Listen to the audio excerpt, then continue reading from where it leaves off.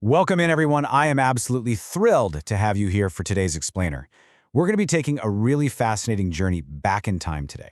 If you're a software developer, maybe a computer science student, or honestly just someone who uses the internet, you are constantly hearing buzzwords like containers, virtualization, and the cloud.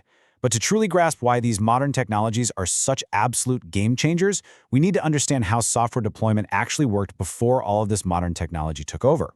We've got to look at the entire life cycle, from development to deployment, and we're going to do it with some real-life examples.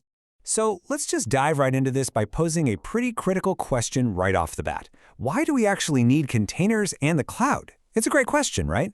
Because to truly appreciate incredibly efficient modern tools like AWS and Azure, you kind of have to experience the pain of the past first. You have to understand the truly grueling challenges that IT teams faced when they had to do literally everything manually. It's really only when you see those massive hurdles that the magic of modern virtual machines will truly make sense.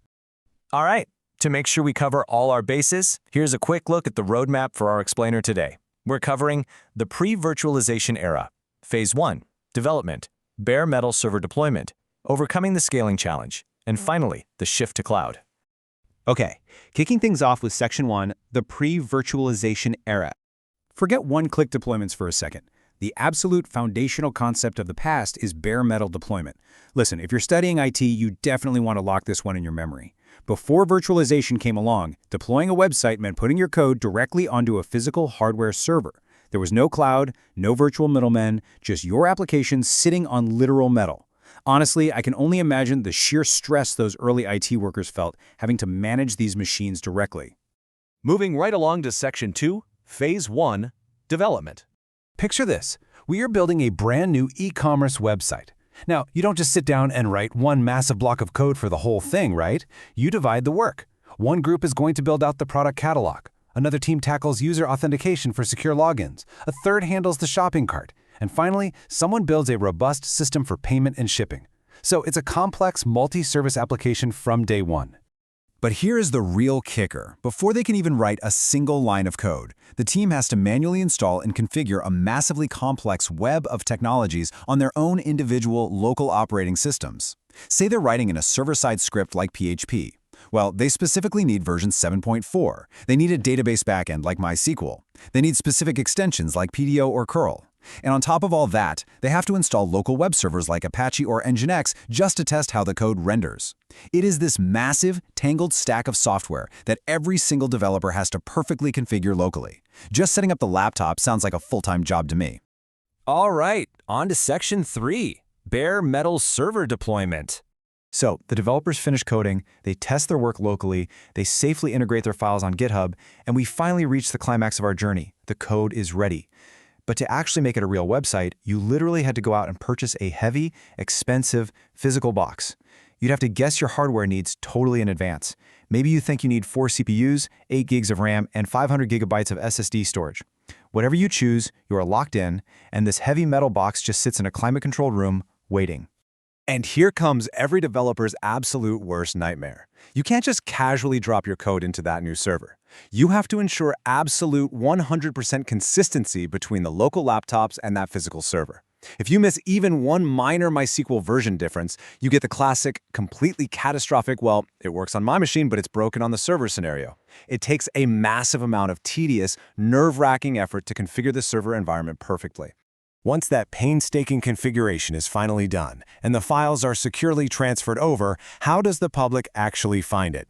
Well, first, you purchase a static IP address. Then you buy a domain name and link it up via a DNS server.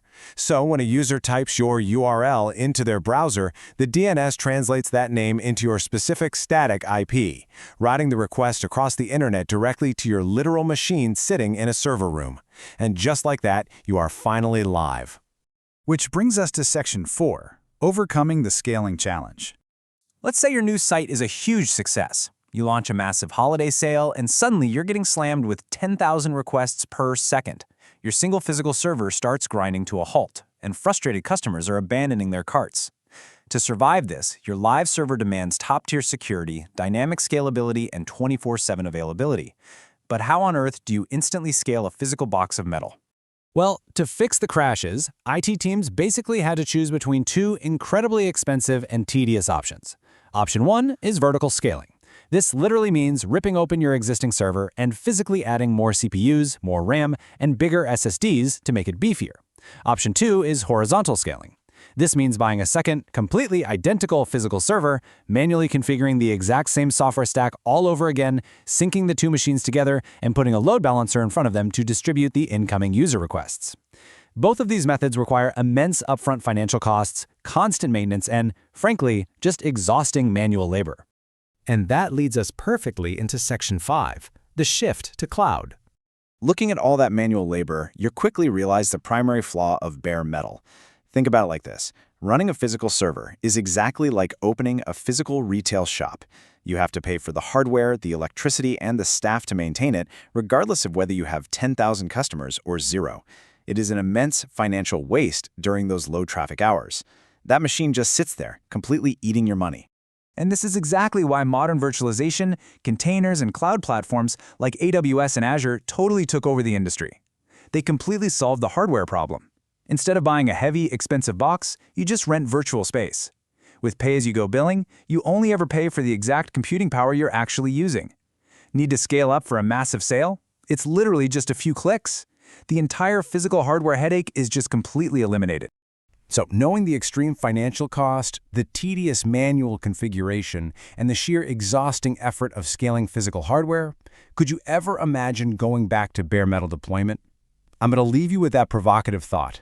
The shift to virtualization wasn't just some minor tech upgrade. It was a total, absolute revolution that transformed the entire life cycle of software development, from a slow, incredibly expensive grind into the dynamic, lightning-fast ecosystem we all enjoy today. Thank you so much for joining me on this explainer, and keep exploring out there.